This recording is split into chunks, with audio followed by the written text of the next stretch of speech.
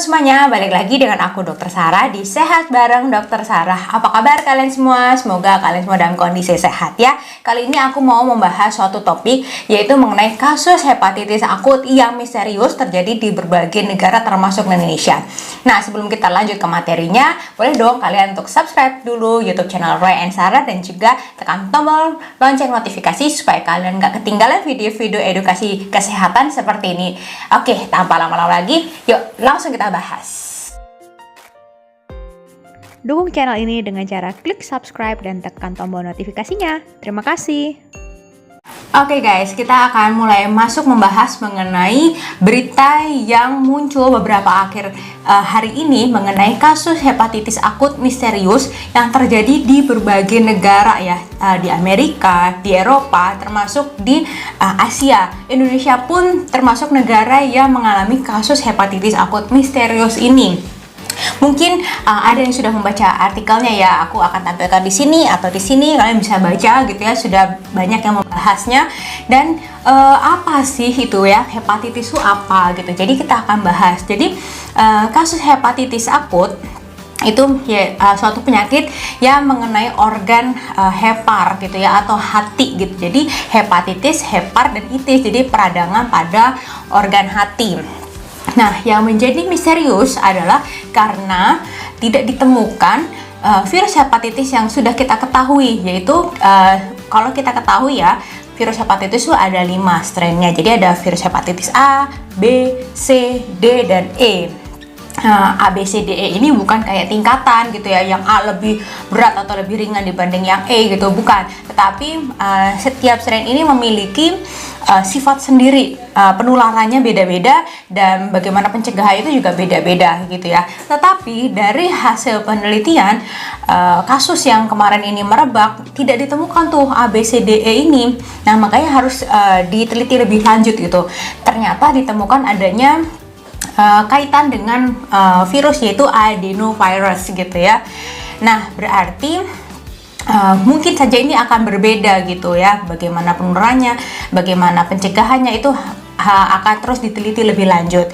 Nah, gejalanya yang terjadi itu saluran pencernaan, jadi ada yang sakit perut, kemudian ada perubahan dari warna urin ya menjadi gelap atau coklat tua seperti teh. Kemudian BAB-nya juga ada perubahan warna menjadi pucat. Kemudian ada perubahan pada mata, jadi matanya menjadi kuning. Sekarang kita akan membahasnya secara umum, apa sih itu hepatitis gitu ya. Kalau misalnya tadi aku sudah mengatakan bahwa hepatitis itu yang kita ketahui dari virus hepatitis A, B, C, D, dan E gitu.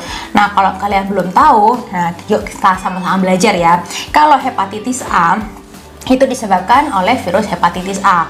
Nah, penularannya seperti apa sih gitu? Kalau hepatitis A itu dari kontaminasi makanan, minuman yang kurang bersih gitu ya, ataupun sanitasi airnya itu juga buruk.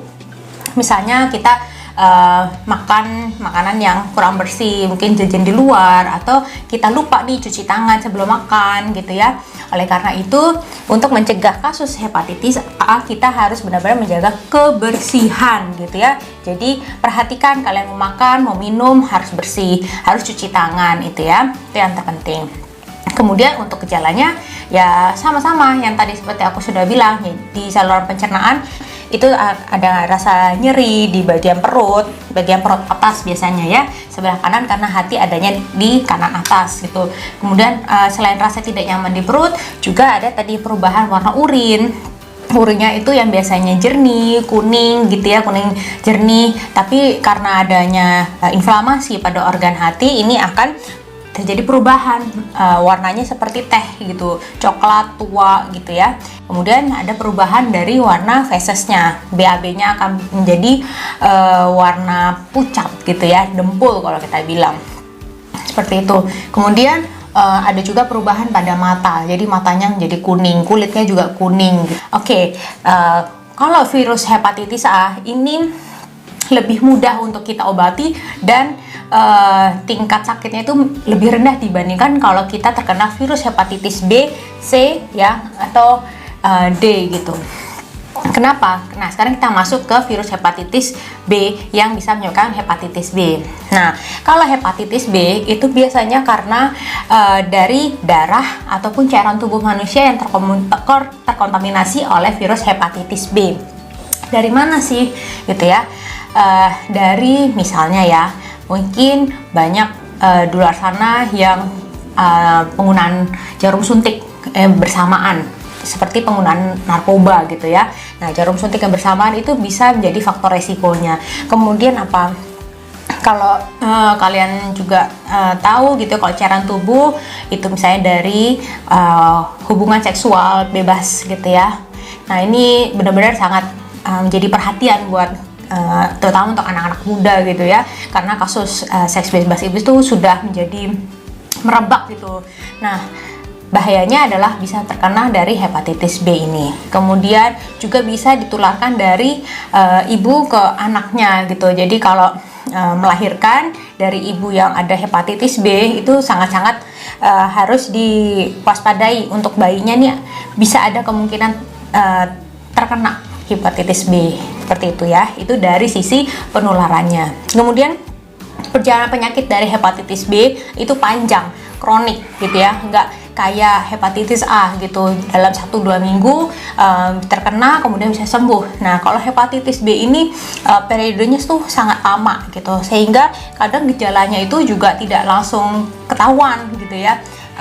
Dia akan berjalannya lambat sampai akhirnya timbul gejala yang sudah sangat parah. Akhirnya baru orang itu memeriksakan diri dan harus berobat, dan pengobatannya pun juga tidak sedikit gitu waktunya ya. Jadi biasanya itu lama gitu pengobatan itu juga, si pasiennya harus sabar. Oke, kemudian kita lanjut ke hepatitis C. Nah, ini disebabkan oleh virus hepatitis C ya. Nah, penularannya seperti apa sih, Dok? Nah, penularannya itu juga sama seperti hepatitis B, yaitu dari darah dan cairan tubuh manusia gitu ya. Jadi benar-benar kita harus meminimalisir resiko dari hal-hal tersebut, misalnya penggunaan jarum suntik yang bergantian gitu ya, seperti narkoba, atau mungkin juga dari ini ya, kasus hubungan seksual bebas gitu. Kemudian transfusi darah gitu ya. Tetapi kalau misalnya donor darah, transfusi darah itu pasti sudah terjadi proses screening terlebih dahulu. Jadi kalau misalnya ada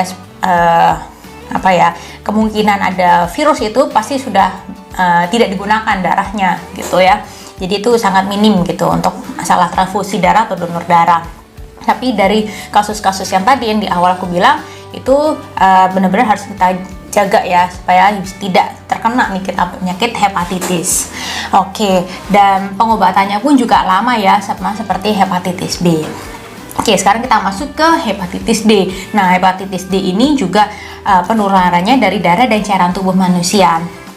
Dan si virus hepatitis D ini baru bisa muncul jika ada virus hepatitis B pada diri seseorang gitu. Jadi dia akan muncul bersamaan seperti itu ya. Nah, bahayanya dari hepatitis B, C ini ya, itu kalau misalnya tidak tertangani dengan baik gitu ya, dia akan berkembang, kerusakan hatinya akan sampai ke kanker hati gitu. Bahaya banget ya, sampai yang namanya sirosis hepatis gitu. Benar-benar terjadi kerusakan selnya tuh makin lama makin kronik dan makin parah hingga terjadi kanker hati seperti itu. Oke, sekarang kita akan masuk ke hepatitis E.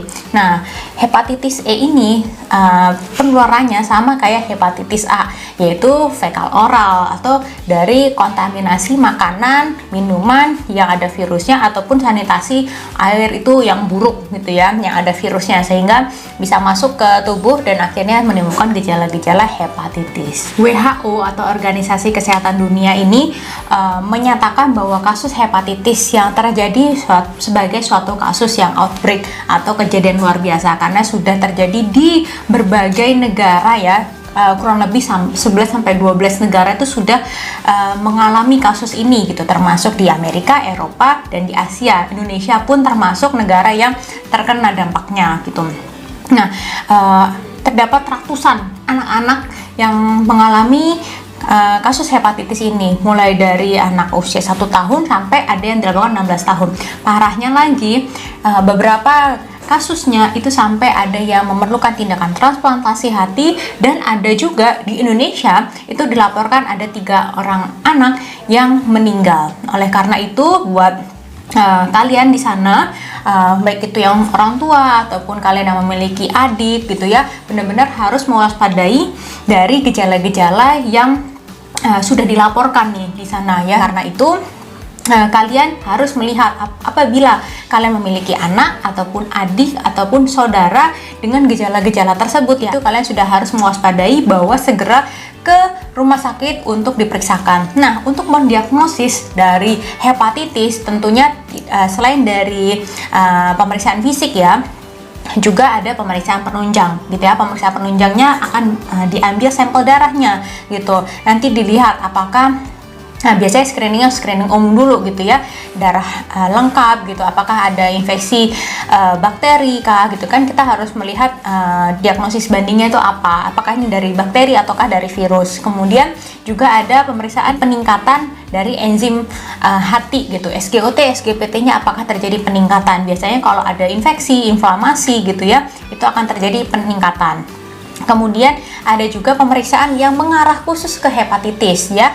Jadi untuk hepatitis A ya, anti-HAV, kemudian HBsAg gitu, itu penting gitu. Nanti dicek apakah anti-HCV juga ya, apakah di sana ada yang positif gitu. Kalau ada positif berarti akan ditangani sesuai dengan jenis virusnya gitu. Nah, kalau di kasus yang merebak saat ini yang menjadi KLB, kejadian luar biasa atau outbreak, itu kasus hepatitisnya, gejalanya itu mengarah ke hepatitis, tetapi tidak ditemukan virus hepatitis yang tadi sudah aku sebutkan, yaitu virus hepatitis A, B, C, D maupun E, itu tidak ditemukan. Nah, semoga kedepannya penelitian ini boleh segera rilis gitu ya, update-nya seperti apa. Tetapi memang sampai saat ini ada kaitannya dengan adenovirus 4 tipe yang 41 gitu. Nah, ini masih terus dalam penelitian. Semoga benar-benar bisa diketahui ya dari etiologinya atau penyebabnya itu apa, terus apa yang harus kita lakukan penanganannya dan pencegahannya. Tetapi untuk sampai saat ini gitu ya, benar-benar kita harus menjaga yang namanya kebersihan gitu ya. Kalau selama ini kita sudah dianjurkan ya untuk melakukan protokol kesehatan ya, yaitu memakai masker, mencuci tangan, menjaga jarak, itu tetap wajib dilakukan meskipun kasus sudah mulai menurun, tetapi tetap protokol kesehatan, kebersihan itu wajib ya dilakukan nomor 1. Yang kedua, pencegahan apalagi sih yang harus kita lakukan, yaitu dengan melakukan vaksinasi gitu ya. Nah, vaksinasi untuk hepatitis ini sudah umum gitu, sudah banyak di rumah sakit gitu. Jadi kalian bisa langsung saja melakukan vaksin untuk hepatitis A, hepatitis B gitu ya, karena itu sudah banyak di rumah sakit dan kalian tinggal datang dan melakukan vaksinasi. Oke, jadi sekian dulu video ini mengenai hepatitis. Semoga kalian lebih tercerahkan ya mengenai kasus ini. Sekali lagi, apabila ada kasus penyakit yang muncul gitu ya di berita, jangan panik gitu ya. Tetap kita harus menjaga kebersihan diri, kemudian tetap makan makanan yang sehat ya, kalau bisa masak sendiri gitu ya. Kemudian perhatikan ya untuk nutrisi ya, karbohidrat, protein, kemudian lemak gitu ya, kemudian sayur-sayuran ya, buah gitu, air putih, dan juga olahraga gitu ya, supaya badan kita menjadi lebih bugar. Kemudian manage stress gitu ya, harus berpikir positif, terus happy gitu ya. Jangan karena ada berita di luar sana kalian jadi stres sendiri, akhirnya daya tahan tubuh kalian jadi turun. Oke deh, untuk teman-teman di luar sana, stay safe gitu ya. Kalau kalian suka dengan video ini, jangan lupa subscribe dan like. Kemudian kalian bisa share video ini ke teman-teman kalian. Oke, sampai bertemu di next video. Bye bye, God bless you.